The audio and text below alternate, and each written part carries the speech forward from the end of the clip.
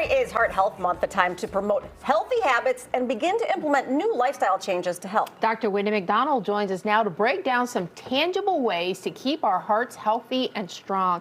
And I think for a lot of people, most people don't know what their blood pressure is until they go in for a physical. That's right. If they go in for a physical. They go in for a physical, which is why it's important to see a healthcare provider at least once a year.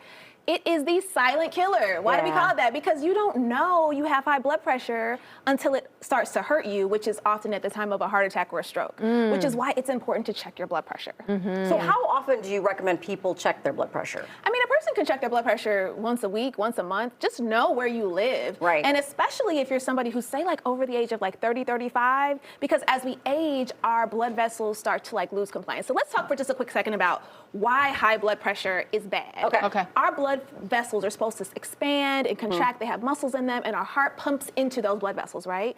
But if the blood pressure, if the blood vessels start to narrow or become rigid, the pressure in those vessels becomes higher, and then the heart has to work harder. Okay. So those muscles in the heart that are now pushing against more pressure over and over again can start to give way.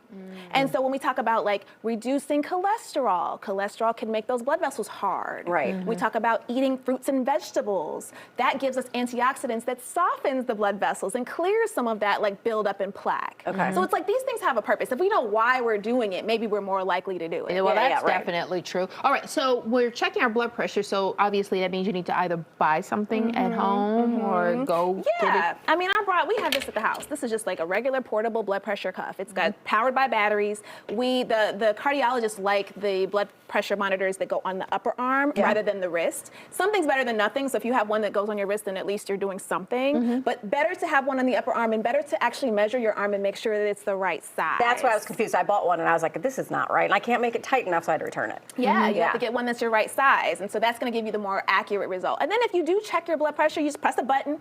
You put it in your phone. Some of these have a Bluetooth monitor, so it can like go straight to an app on your phone. You can show that to your healthcare provider, so you can know, is my blood pressure usually high or low? Do you guys know what high blood pressure is? I did not, and I was surprised. She's like, it's a little high. I don't like that. So I was like, well, I thought that was perfect. It used to be 140 over 90. Okay. Used to be. Used to be. Now 130 over 80 is considered high. Okay. What?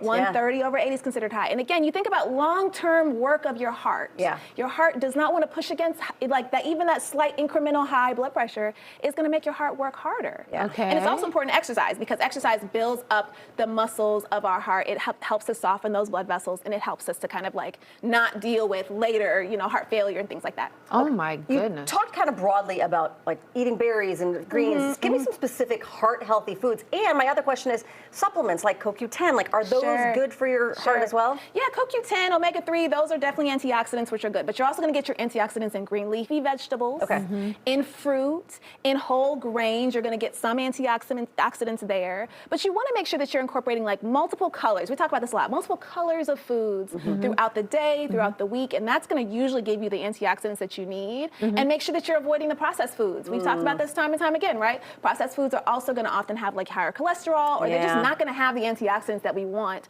to keep those blood vessels nice and stretchy and But salami's so good. Oh, everything in moderation. I know. Once in a while. What are some of the warning signs that something's not right with your heart? Well, obviously if your pressure's up, but also like if you're starting to feel like you're short of breath with like less activity, you're getting swelling in your legs that you never had before, you're having chest pain, God forbid, or even like things like nausea when you're exercising or you're just moving faster. Something like a nausea is going to actually be sometimes a sign that your stomach and your intestines are not getting enough oxygen. So we always think about heart, pain or chest pain, but sometimes it's like literally like belly pain or arm pain or even neck or back pain. She had a headache and found out she had high blood pressure. See there? Headache can do it too, but also silent, sometimes you don't have any symptoms, which is why it's important to check. Okay. Wow. All right, you got a wrap for Yes, us? I do. All Cue right. my music.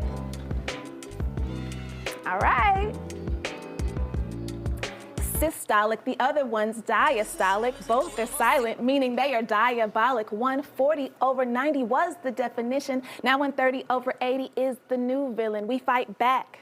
Check your pressure is one way to take back. Power over your health is your heart check. The silent killer's trying to sneak attack, but we fight back. Ah, That's it. You did it. all right.